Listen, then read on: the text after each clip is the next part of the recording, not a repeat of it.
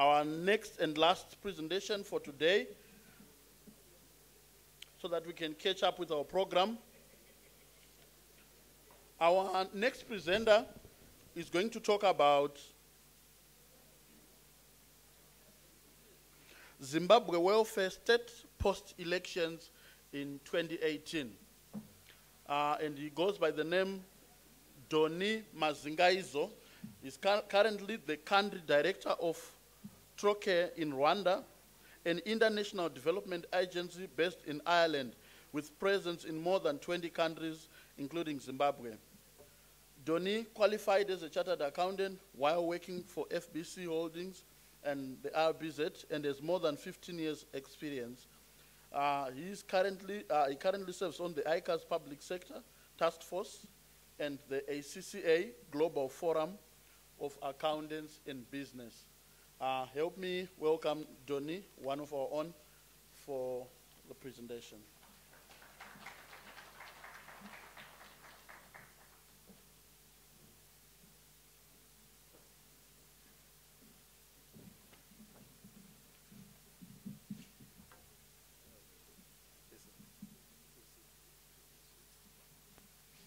Okay, thank you for those remarks, and good morning, everyone. And I can imagine it could be a difficult one to have a presentation just before an excursion, but I'm sure we can have a good conversation in the coming minutes. Looking ahead beyond elections, and I think I got quite some inspiration yesterday as Jonas Mshosho was giving his presentation, and he was challenging us to dream big and to have a vision beyond the current. And as accountants, the question is, what is our contribution to the post-election environment beyond Monday? Because Monday is just an event, and I suppose the next months, years ahead of us will become defining moments for all of us. So I think this discussion is really to set the tone for a conversation, and I'll try to make my discussion very short so that we can have more of an interactive conversation on some of the key imperatives that the government and, of course, all of us as Zimbabweans should be looking at beyond elections. And I must say, one of the things that I think is critical when you talk about development, and I've been working in Rwanda for the last 2.5 years, it is critical that there is inclusive growth and that there is shared prosperity. And I think the previous speaker talked about why it is important that whoever comes into leadership beyond Monday is able to talk to the national imperative, is able to talk to the aspirations of the more than 13 to 15 million Zimbabweans, and also perhaps now at this stage, more than 3 to 5 million Zimbabweans that are in the diaspora. So I think that's the basis of this conversation, and I was in the last public sector task force meeting where I was tasked by my colleagues to lead this conversation.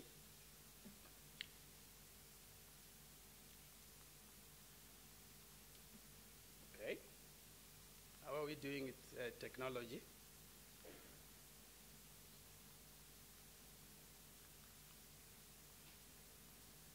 Can somebody help me to run the slides? Okay, so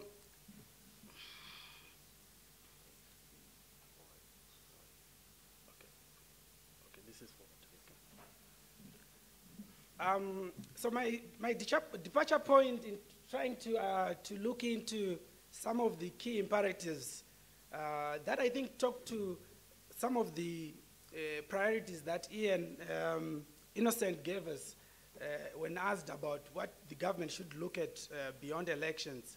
And he was talking to infrastructure, setting goals, and the importance of diaspora engagement. I think these are some of the key issues that I'll be talking to as I run through the slides. I think my departure point at this stage would be to look at what Richard Musgrave talked about in the post-World War environment as the three priority functions of government as far as fiscal policy is concerned. And he said that it is critical that any government has three main functions: macroeconomic stabilization, and this talks to ensuring that there is employment, reduce volatility in the economy. The second priority for any government would be to ensure that there is distribution of income across the economic sectors, and in doing so, ensuring that there is fairness and equity. And the last function of government, according to Musgrave, would be to talk to resource allocation and ensuring that there is efficiency in the allocation of resources that we have. And you can imagine there's always a very limited cake to talk about when you talk about the fiscus that the government has to work through. But underpinning all this, it would be critical that there is fiscal discipline, there is transparency, and accountability to the electorate. So I think this is a key government expected to address government come Monday.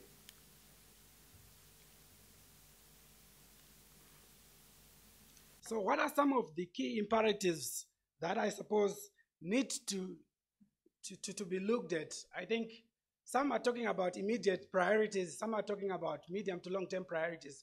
I haven't really categorized them into immediate and long-term, but really I was just trying to put to the fore some of the key priorities that I think need address. And I think I'm preaching to the converted, if I may say, because most of us, we are very much alive to some of these issues. The first being addressing the cancer of corruption. And I think it is clear to everyone that Zimbabwe, we're doing badly compared to our peers in the region in terms of corruption. And if I just run some few numbers, you'll see that as shown on the slide, Zimbabwe is ranked 157 out of 180 countries in the 2017, according to the 2017 Transparency International Perception of Corruption Index. And our peers in the region, Zambia is at 96, South Africa 71, Botswana 34. And I've thrown in Rwanda there just because I've been working there and I've got a good sense of how the government is trying to address issues of corruption. And for me, if you look at the case of Rwanda, I've always got questions for some who come to Rwanda and say, what is the magic that the government has been playing around, or the people of Rwanda have been playing around? And I understand there was a speaker from Rwanda, I think in one of the winter schools, and I think most of you are aware of the trajectory that Rwanda is taking. And I must say, I would talk to four key imperatives or key areas that Rwanda has been trying to embrace. The first one is a shared common vision across the nation. And you would look at, if you look at the medium-term strategy and the Vision 2020 that they have set out, and recently they've concluded a Vision 2050 and a medium-term strategy called the National Strategy for Transformation. It is clear that they've been trying to have all hands on deck in putting these vision documents together. And somebody did talk to the issue of vision, and I think it was Jonas Mushosho, and as well as Innocent, talking about setting common goals for us as a country. And I think this could be a key departure point for us, and I'll talk a little bit more about vision setting a little later. But the other key issues that I think Rwanda has been able to take on board is really making sure that economic transformation is at the center of the government agenda, as well as a very clear results culture. And I think for those that know the way business is done in Rwanda, time is of essence. And that's how the government is really trying to drive the country, led by the president. I think most of you would appreciate his vision setting and how he tries to articulate issues. And that results culture is actually, it transcends all economic sectors, including for us in development. Now, I'll give you an example. We have very clear agreements with the Minister of Agriculture in all of the sectors that we are working in. and very clear indicators that we need to contribute to. And these are aggregated at the national level.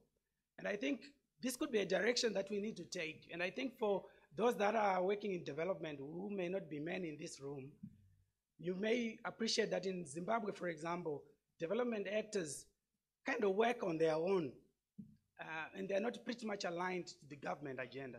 And I think Rwanda has tried to really unpack that and make sure that private sector development actors, as well as government agencies, are pretty much aligned to the goals and aspirations of the country.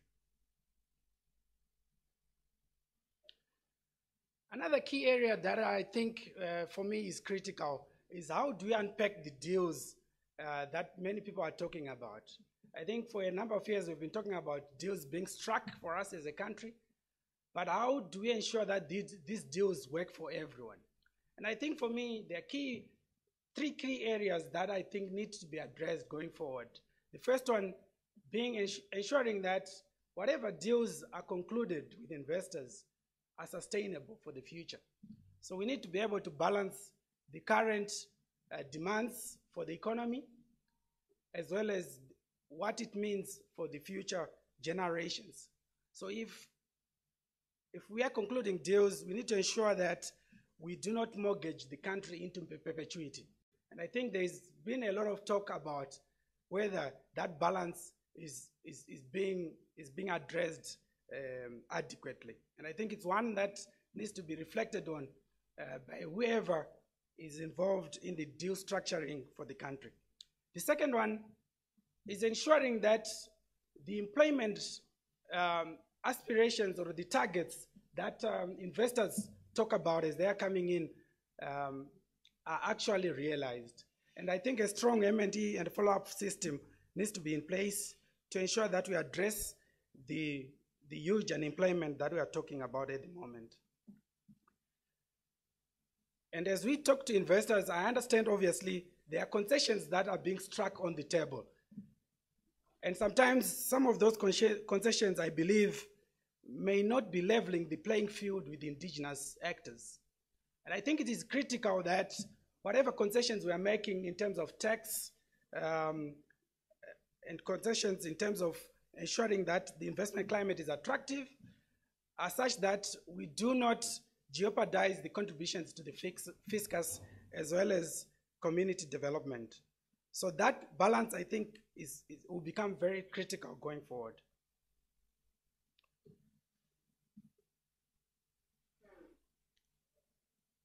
For those that are aware, currently, obviously, we do have the Sustainable Development Goals, Agenda 2030, and the key mantra around the SDGs is really leaving no one behind. But if you look at Zimbabwe at the moment, we're trailing behind our regional peers in terms of human development.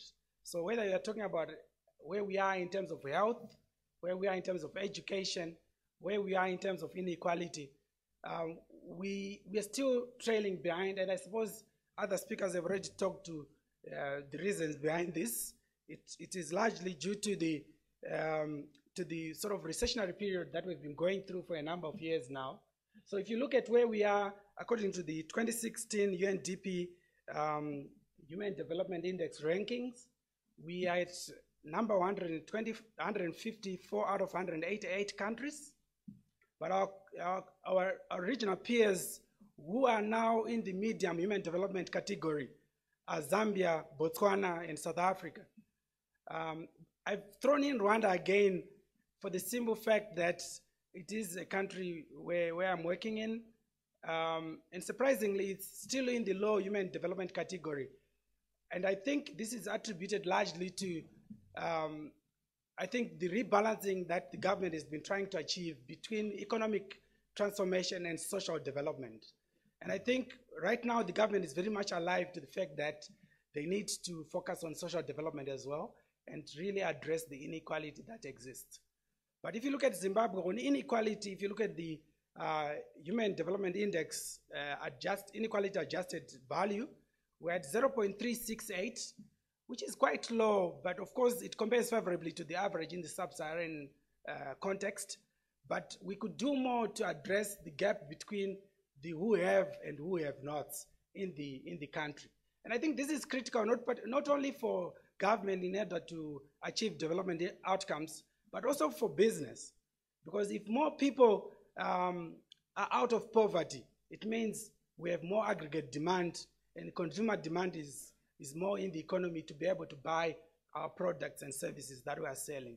So the issue of addressing inequality and poverty becomes critical post-election.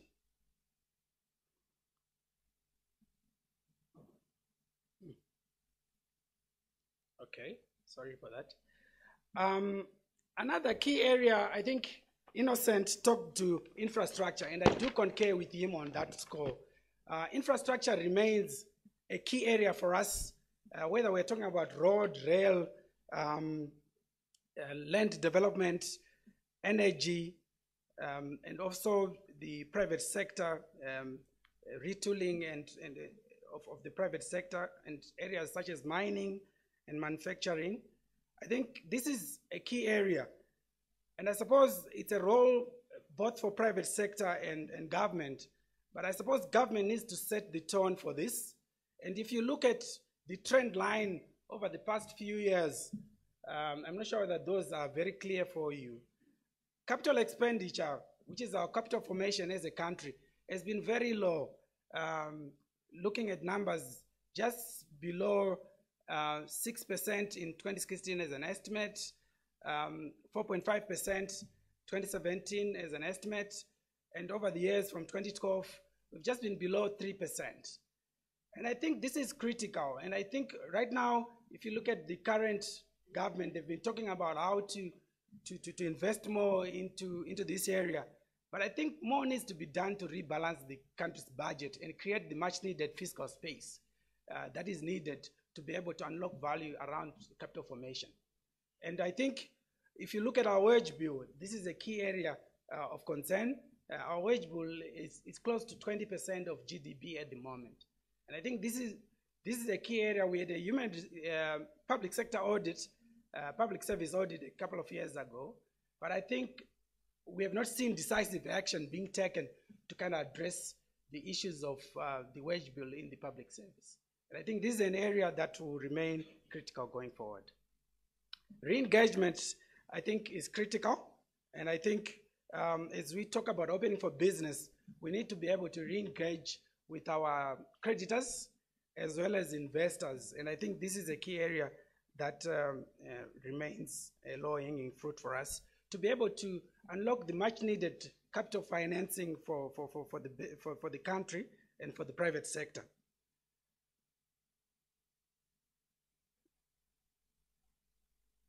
Rule of law and protection of investment.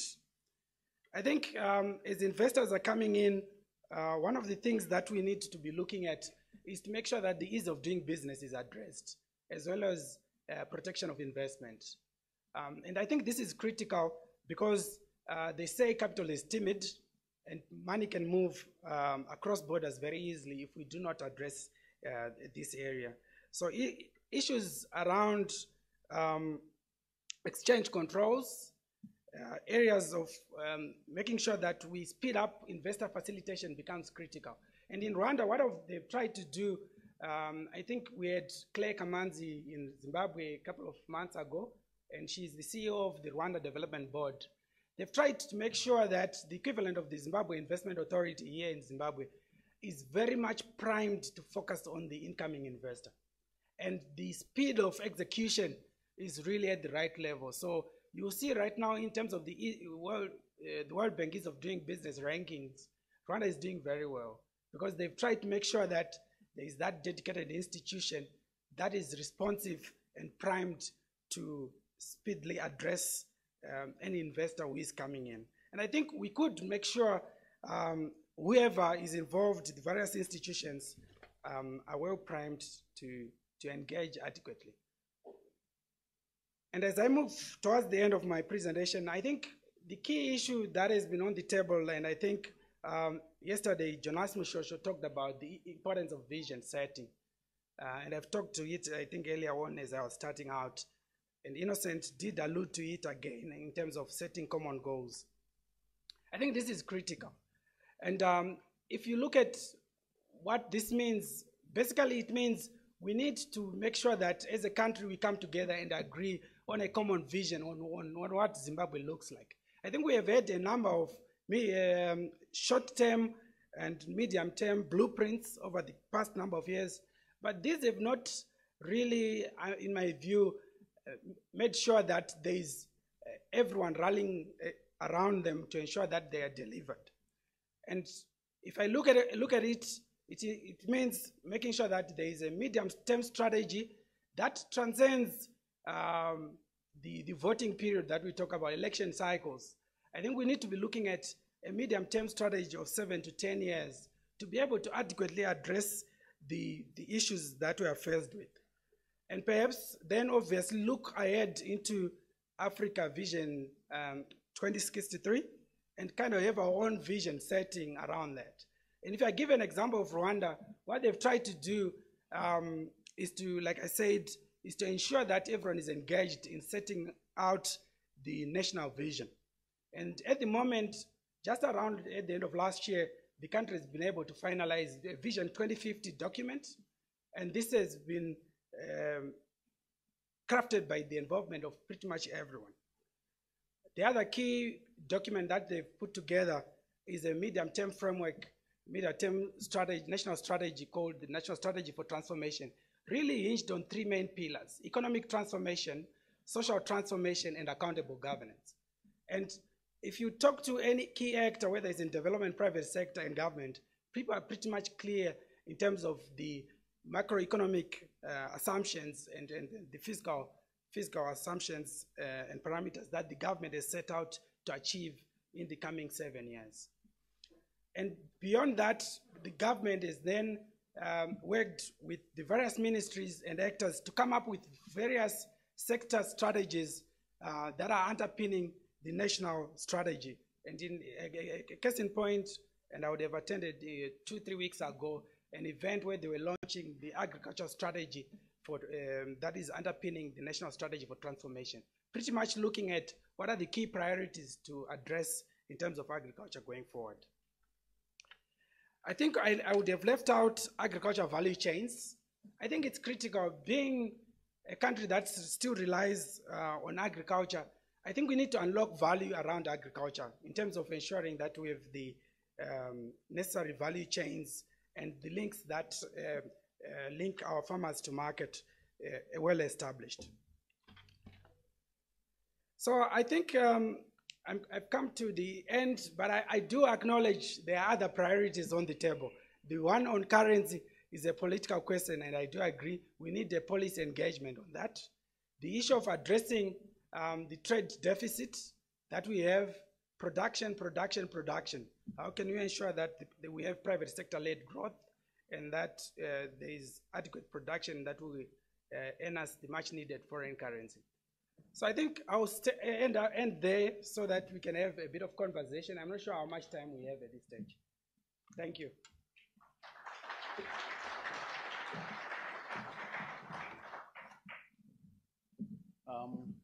I will just allow about 2 questions because we need to really rush to Chobe. So I don't know whether we will give enough justice to the issue. I know most of us would say, no, we're talking the buses. But quickly, if we can get, particularly this silent side, I will call it the silent one. Okay, my question for Donnie is, first of all, I just wanted to thank you for your presentation. And then I just had a question on the Transparency International Survey and the UNDP Human Development Reports. They were focused on Zimbabwe, Zambia, South Africa, and Botswana and Rwanda. I just wanted to ask if other countries in Africa were not considered, and why these other countries were the main focus on your slides. Okay, I suppose I can take that quickly. I just put out there those countries for comparison's sake. If for those that would have gone into detail around these reports, you recognize that they are actually global reports. They are covering not just these few countries that I've outlined, but they are covering other countries as well across the globe. But I just put out there these few countries for comparison's sake. Thank you.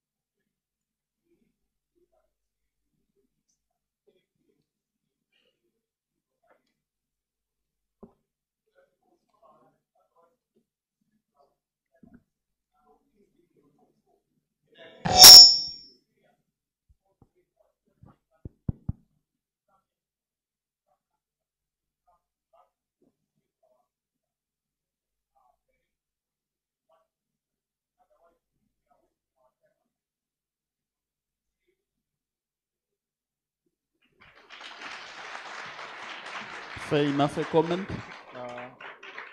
I don't know whether you want to. Yeah, I suppose that's a question addressed to all of us.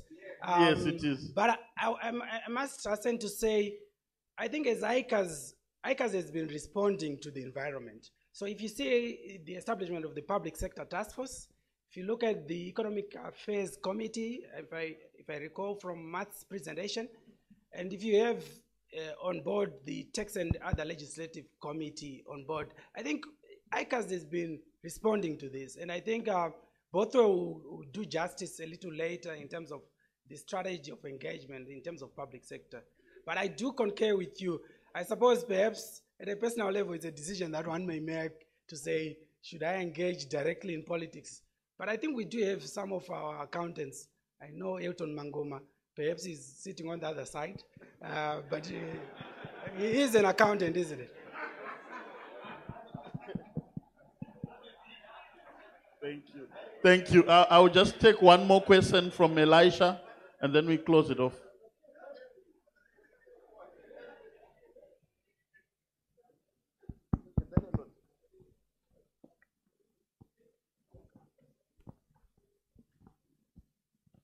Thank you, Donin.